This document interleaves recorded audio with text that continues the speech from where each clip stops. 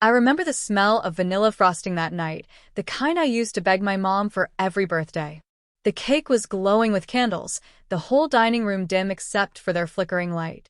I was turning 18, a milestone birthday, the kind where you're supposed to feel loved, celebrated, reminded of where you belong. Instead, I got erased. My father, Mark, leaned back in his chair, his mouth already curling into that cruel smirk he wore whenever he thought he was being clever. He tapped his glass of wine with a fork until everyone's eyes were on him. "Well," he said, voice booming, "since it's such a special day, we thought we'd give you the biggest surprise of your life." I froze, the candlelight painting shadows across his face. My older brother, Tyler, chuckled under his breath like he already knew what was coming. Dad raised his glass toward me. "Happy birthday, Ellie," he said, dragging out the words. "Guess what? You're adopted." The room fell into silence for a heartbeat, and then erupted. Tyler burst out laughing so hard he nearly spilled his soda. My younger sister, Marissa, covered her mouth but still giggled through her fingers. Even my mother, Diane, didn't say a word to stop it. She just sat there, eyes lowered, as if she wasn't part of this at all. I blinked, thinking it had to be a sick joke. But the laughter around me, the way Dad raised his glass like he'd just delivered the punchline of the century, it made my stomach drop. "You're lying," I whispered. Dad shrugged, his grin widening. "Call it what you want. We thought you should know the truth. And hey, what better birthday surprise?" Heat rushed to my face. My chest tightened so sharply it felt like my ribs were collapsing inward. I searched my mother's face for some sign, anything, but she wouldn't look at me. "Come on, Ellie," Tyler mocked. "Don't cry. It's funny, the candles on my cake were still burning." Everyone else was laughing, eating, mocking. I stood there, hands trembling, and realized I couldn't breathe in that house anymore. Without saying a word, I turned and walked away. Past the cake. Past their voices. Past the life I thought was mine. That night, I left my childhood behind, and with it, any illusion that I belonged to them. The night I walked out of that house, I didn't look back. I packed a single duffel bag with clothes, a sketchbook, and the little cash I had saved from babysitting jobs. That was it. No tearful goodbye, no second chance to blow out those candles. Just silence, heavy and final. The first months were brutal. I crashed on couches, sometimes slept in my car, and worked every shift I could find, waitressing at a greasy diner in the mornings, stocking shelves at a hardware store at night. People looked at me like I was fragile, a kid playing at adulthood. But I refused to let myself break. Every paycheck was split. Half for food and rent, half saved in a mason jar I hid under my bed. Slowly, the jar filled with crumpled bills and coins, a small but growing proof that I could build something of my own. What I missed most wasn't money or comfort. It was the idea of belonging. I used to wonder where my roots were, who I came from, what family was supposed to feel like. But somewhere in the grind of working and saving, I realized that belonging didn't have to mean blood. It could mean creating a life that reflected who I was, not who they told me I wasn't. That's when I found the greenhouse. It was abandoned, a collapsing structure behind an old library. The glass panes were cracked, weeds clawing up through the dirt. But something about it pulled me in, the bones of a place that once nurtured life. On weekends, when I wasn't working, I snuck inside with gloves and trash bags, clearing out the debris. Piece by piece, I brought it back to life. I planted lavender first. Rows of it, stubborn and fragrant, pushing through the soil like they belonged there all along. The smell clung to my clothes, my hair, my skin. It became a part of me. Over the years, that greenhouse turned into more than just a project. It became a sanctuary, a place that didn't laugh at me or remind me I was unwanted. A place that grew because I grew. By the time I was 25, I had built more than a garden. I had built a life. For years, I didn't hear a single word from them. No calls. No texts. Nothing.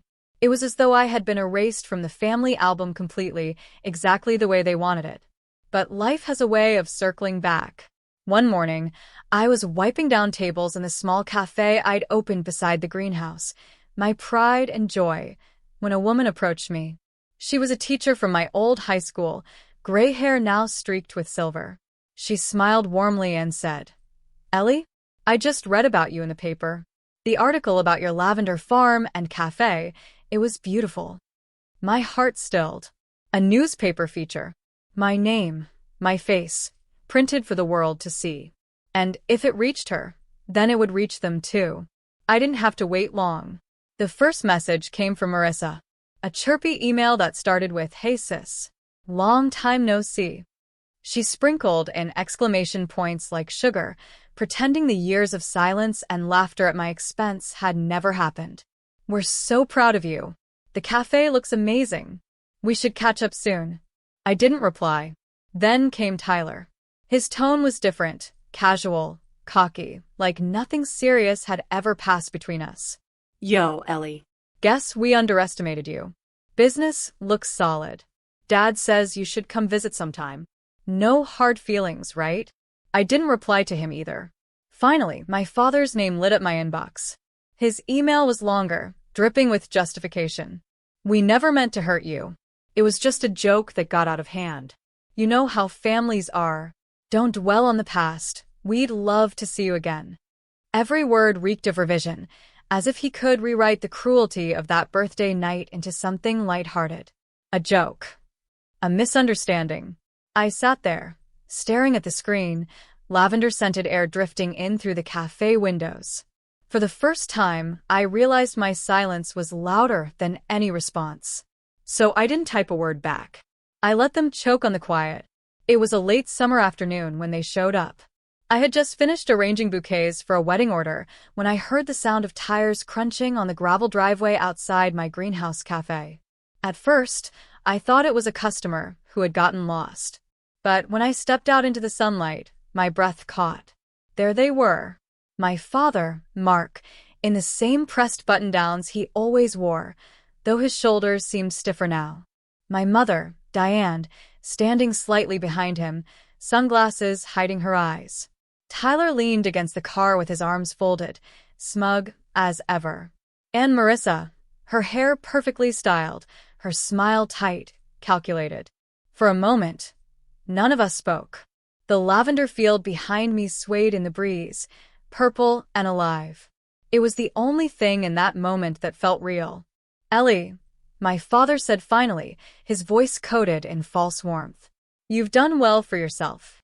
I crossed my arms. "That's new, hearing pride from you." He forced a chuckle, pretending to brush it off. "We all make mistakes.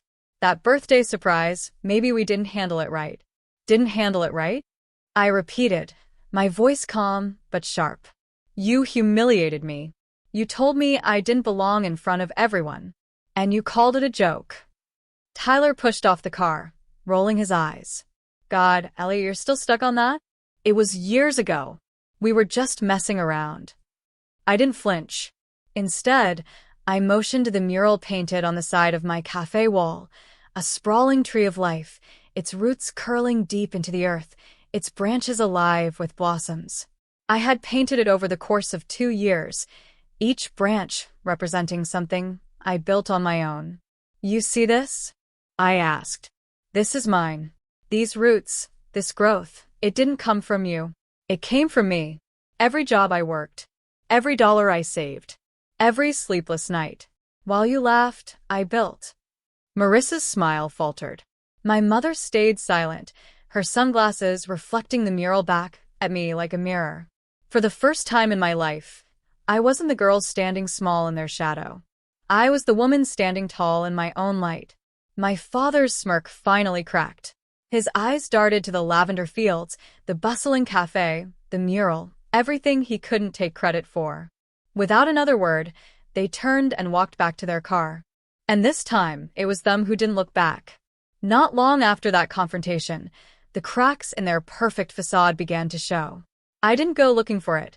The news reached me the same way gossip always does, slipping through conversations in the cafe, whispered by customers who still remembered my family's name. Tyler, the golden boy who once laughed hardest when Dad revealed my so-called adoption, had finally stumbled. He had inherited Dad's small contracting business, the the one built on years of handshake deals and arrogance. But Tyler wasn't my father. He didn't even have the discipline Mark had pretended to. By 30, he had already gambled away half the company's money. Rumors of unpaid debts circled the town. He owed money to suppliers, to banks, even to old friends.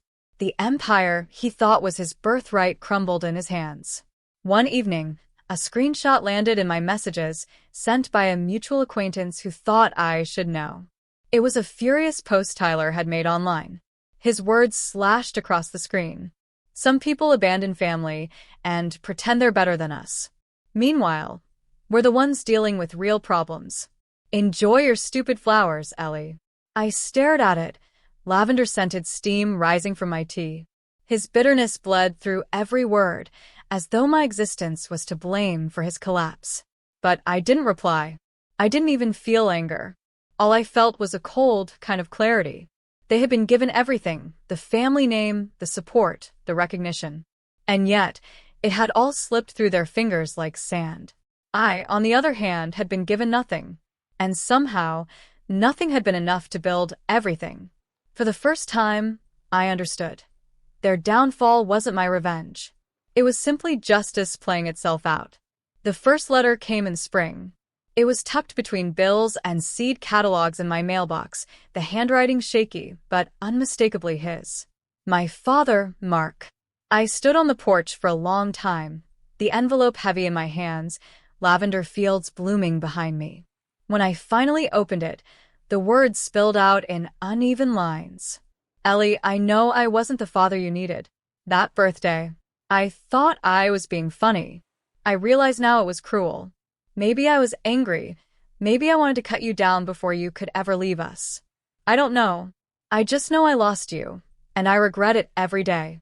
The letter went on like that, half apologies tangled with excuses, confessions of his own failings.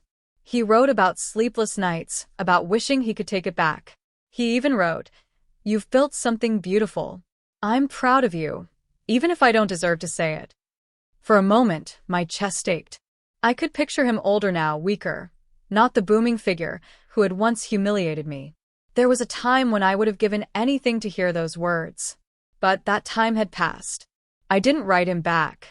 Instead, I folded the letter carefully and placed it in a wooden box where I kept pieces of my past, scraps of sketches, old pay stubs, things that reminded me of where I'd come from. The letter wasn't closure. It wasn't forgiveness. It was simply proof. Proof that I hadn't imagined the cruelty, and proof that even he couldn't escape the weight of what he'd done. Forgiveness, I realized, wasn't about letting him back in. It was about letting myself move forward without carrying his shadow. By the time I turned 30, the greenhouse and cafe had grown into something larger than I ever imagined. What started as a quiet project of survival had become a gathering place for people searching for peace, beauty, or just a warm cup of coffee surrounded by the scent of lavender. But more than that, it gave me something I thought I'd lost forever: belonging. It began with the regulars. Mrs. Harper, a retired nurse with a laugh that could fill the whole cafe. Jonah, a college student who came in every Sunday to study and eventually started helping me harvest flowers in the summer. Clara, a single mom who worked at the bakery down the street and often stayed after closing just to talk. They weren't family by blood, but they showed up. They cared. And they never once asked me to shrink myself to fit into their expectations. One evening, I hosted a small workshop in the greenhouse, Lavender and Life. I thought only a handful of people would come, but the place filled with neighbors, friends, even strangers. We sat in a circle, our hands dusted with soil, talking about growth, healing, and what it meant to plant something and watch it thrive. When it was my turn to speak, I looked around the room and felt something settle deep in my chest. Family, I said softly, isn't always the people you're born to. Sometimes it's the people you find along the way, the ones who see you as you are and stay. Heads nodded. Smiles spread. In that moment, the old wound of being adopted in the cruelest way was transformed. Not into a scar, but into a seed. Because I had created a life where I didn't just survive, I inspired others. Outside, The mural on my cafe wall kept growing. I added new branches every season, each one symbolizing the people who became part of my journey. What had once been a solitary tree had turned into a forest. And in that forest, I was never alone. Years passed, and with them, the sharp edges of memory dulled, but they never disappeared. I heard through whispers that my father's health had declined. The business Tyler once bragged about was gone, dissolved into debts and lawsuits. Marissa had moved states away after a divorce, her once perfect smile now just another mask cracking at the edges. The family name, once so important to them, meant nothing anymore. It was fading, like an old photograph left too long in the sun. Meanwhile, my life kept blossoming. The cafe expanded into a second greenhouse, and a local magazine ran a feature titled, "The Woman Who Built Her Own Roots." My picture, standing in a lavender field, smiling, took up half the page.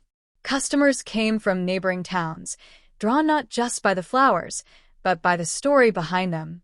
Sometimes, I wondered if my father ever saw that article, if he clipped it and tucked it away the way he once tucked away his pride. But whether he did or didn't matter anymore. His approval wasn't the soil my life grew from. One evening, I stood outside the cafe, twilight painting the sky in shades of violet and gold.